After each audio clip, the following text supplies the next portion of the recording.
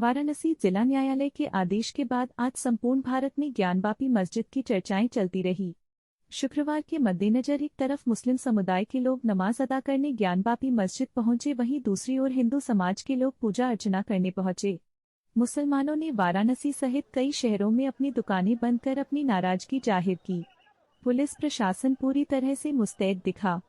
वहीं दूसरी ओर ज्ञानवापी मस्जिद को लेकर पहली बार मुस्लिम संगठनों की तंजीमों ने की प्रेस कॉन्फ्रेंस। ज्ञानवापी मस्जिद के साथ साथ बाबरी मस्जिद का भी मुद्दा उठाया गया। सभी मुस्लिम धर्मगुरुओं का कहना था कि भारत के लोगों को देश में सौहार्दपूर्ण माहौल बना रही, इसलिए विचार करना चाहिए। आइए जानते हैं क्या कहा मुस्लिम बुद्धिजीवियों ने।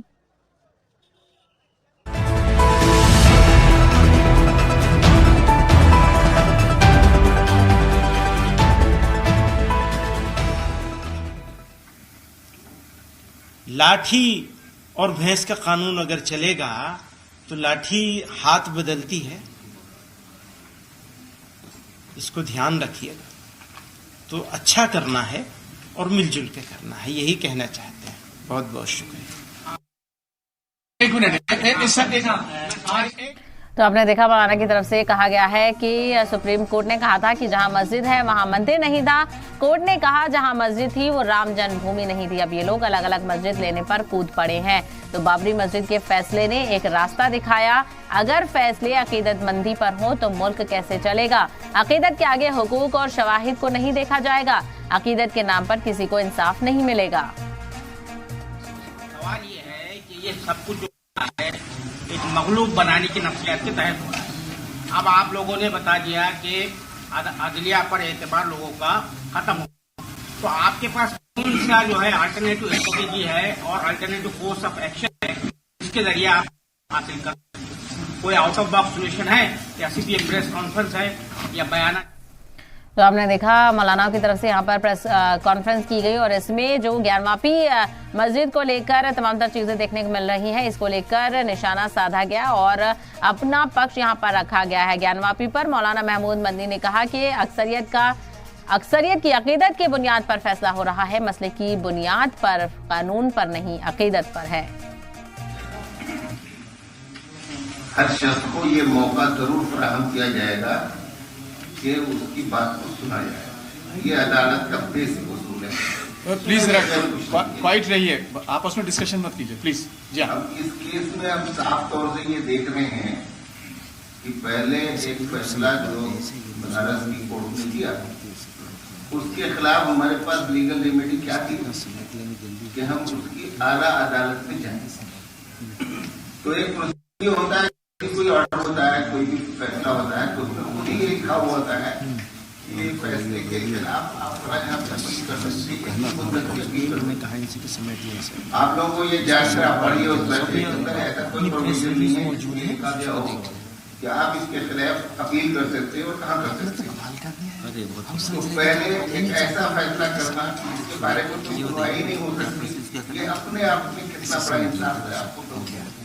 फिर उसके बाद जब हम आगे जाते हैं सुप्रीम कोर्ट के खिलाफ, तो सुप्रीम कोर्ट ने बजाय सुनने के सुप्रीम कोर्ट ने कहा हाई कोर्ट जाएंगे।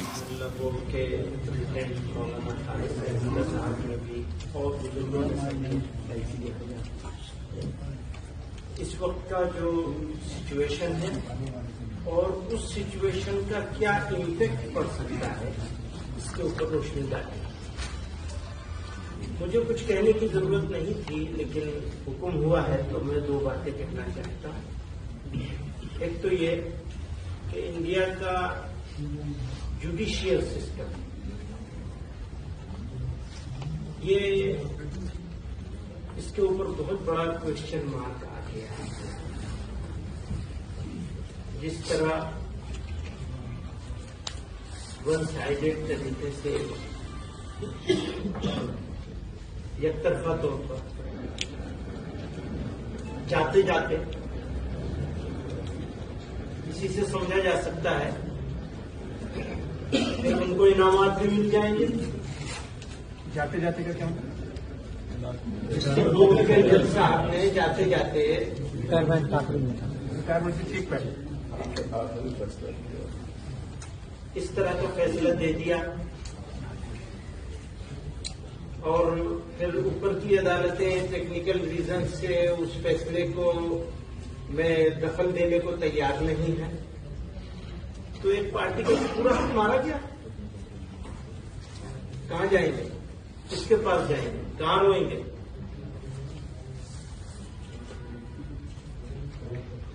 تو آپ لوگوں کو اسی لیے بلایا ہے، تکلیف دی ہے.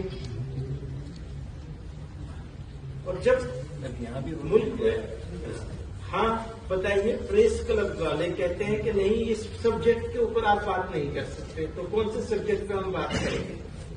وہ سبجیکٹ کیا ہوگا جس کے اوپر ہم بات کر سکتے ہیں، اور وہ سبجیکٹ کیا ہوگا جس پہ بات نہیں کر سکتے ہیں؟ اس کا فیصلہ بھی سبجیکٹ کے اوپر ہوگا. اگر ہمارے ساتھ کچھ معاملہ ہوا ہے تو ہم تو پریس کلب کے پاس ہی جائیں گے نا. کس کے پاس جائیں گے؟ وہاں بھی نہیں جا سکتے. تو ایسی سچویشن میں ہم کھڑے ہیں کہ ہماری سمجھ میں نہیں آتا کہ ہم کیا کہیں اور کیا نہ کہیں.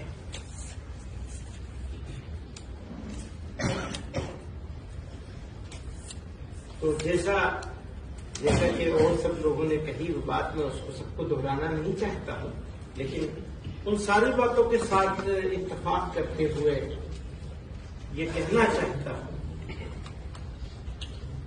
کہ بات اس حد تک نہ بڑھنی چاہیے جو خرابی کی طرف چلی جائے. خراب نہیں ہونے دینا چاہیے. ملک کو بڑی تکلیفوں سے، بڑی قربانیوں سے، بڑی جدوجہد سے آزاد کرایا گیا، اور اس ملک کو بنانا، بسانا، آگے بڑھانا، لے کے آگے چلنا ہم سب لوگوں کا ساجھا ذمہ داری ہے. اس ساجھا ذمہ داری میں ابھی ہم لوگ تو بھاری ہیں، بلکہ اگر یہ کہا جائے تو بالکل غلط نہیں ہوگا کہ دشمن ہے، دشمنوں جیسا سلوک کیا جا رہا ہے. ڈیمونائز کر دیا، بدنام کر دیا، رسوا کر دیا، منہ دکھانے کے قابل نہیں ہے. ایسا کر دیا، بنا دیا ہے، اس میں آپ لوگوں کا بھی کچھ نہ کچھ ہاتھ ہے. سارا نہ صحیح، تو شکایت تو آپ سے بھی ہوگی. تو انصاف اور انصاف کے تقاضے، اس کو باقی رکھنا سب کی ذمہ داری ہے. لاٹھی اور بھینس نہیں ہونی چاہیے، جس کی لاٹھی اس کی بھینس. یہ نہیں ہونا چاہیے، یہ جنگل راج ہے. یاد رکھیے گا، لاٹھی اور بھینس کا قانون اگر چلے گا تو لاٹھی ہاتھ بدلتی ہے. اس کو دھیان رکھیے.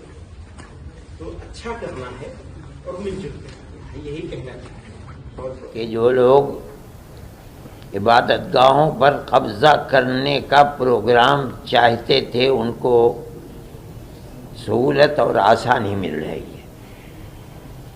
کانگریس گورنمنٹ کے زمانے میں سن 91 کا قانون بنا تھا.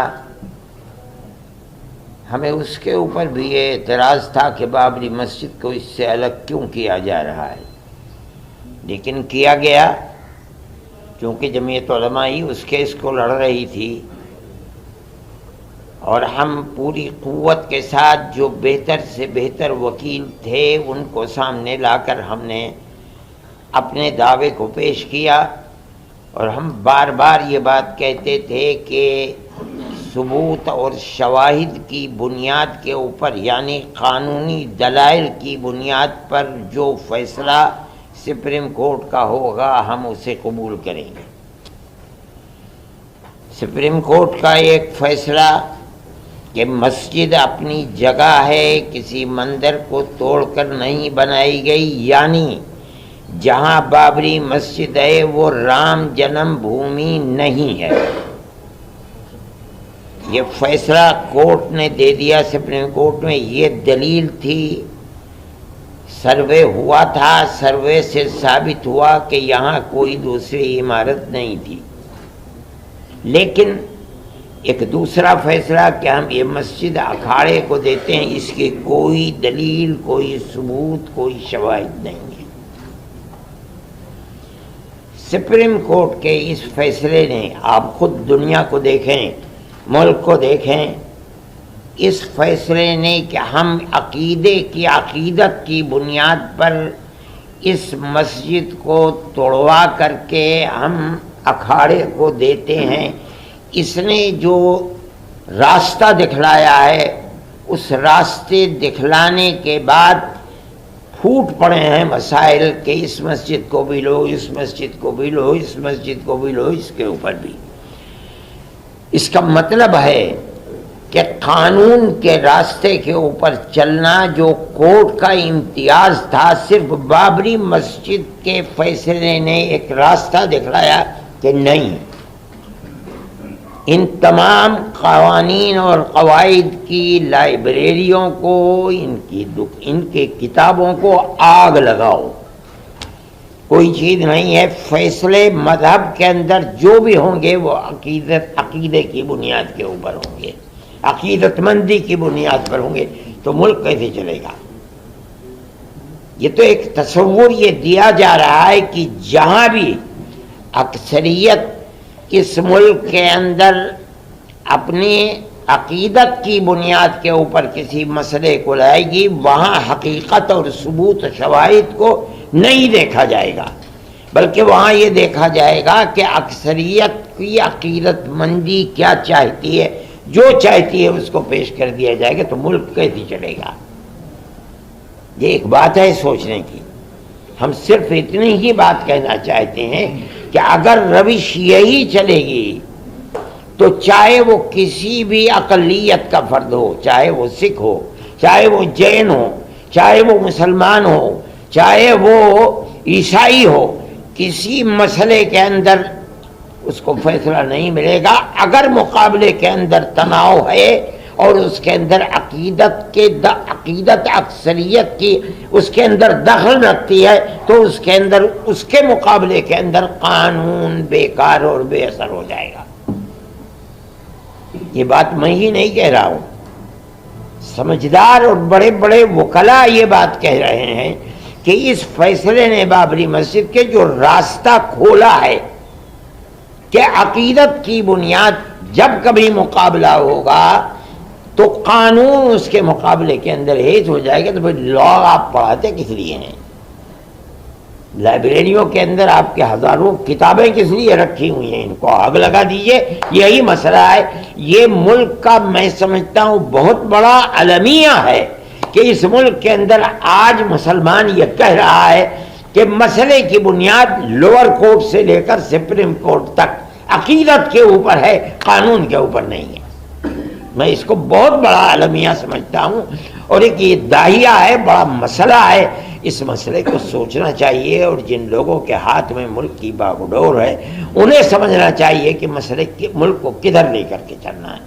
میں اس سے زیادہ اپنے افسوس کا کوئی اور اظہار۔ یہ جو بات کہی جاتی ہے گیان واپی مسجد یا بعض اور مسجدوں کے سلسلے میں کہ مسلمانوں نے کسی دور میں مسجد کو گرا کر مندر بنایا، مندر گرا کر مسجد بنائی، یہ بالکل غلط ہے۔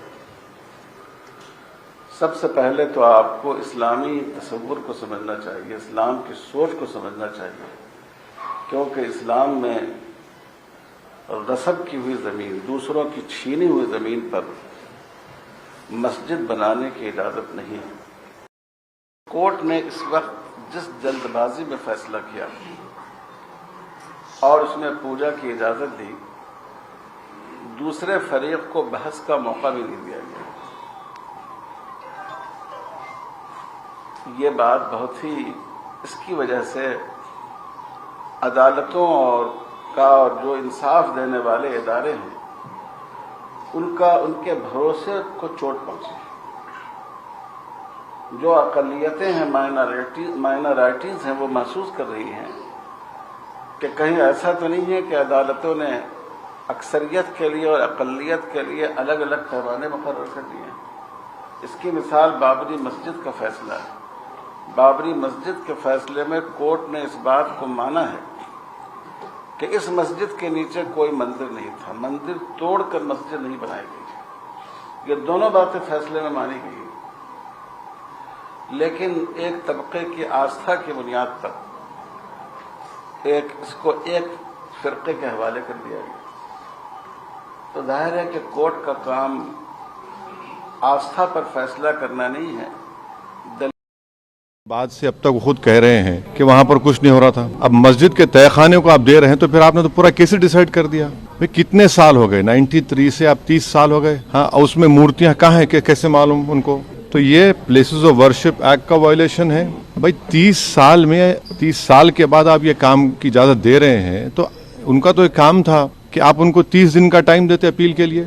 आप कहते हैं कि 7 दिन में पूरा निकाल दो, ग्रिल्स निकाल दो और आप इजाजत दे दिए। तो ये सरासर गलत फैसला है। और आखिरी बात यह है कि नरेंद्र मोदी की सरकार जब तक अपनी खामोशी को तोड़ेगी नहीं और साफ तौर पे कहेगी नहीं कि हम प्लेसेस ऑफ वर्शिप एक्ट के ऊपर स्टैंड बाय करते हैं, ये पूरे तनाज़े चलते रहेंगे। और मैं फिर से कह रहा हूं कि जब बाबरी मस्जिद का टाइटल सूट का जजमेंट आया था, मैंने जिस एप्रीहेंशन का इजहार किया था कि वो फैसला यकीनन सुप्रीम कोर्ट हमारा आखिरी कोर्ट, हम इज्जत करते हैं, मगर फेद की बुनियाद पर आने से ये तमाम चीज़ें खुल रही हैं।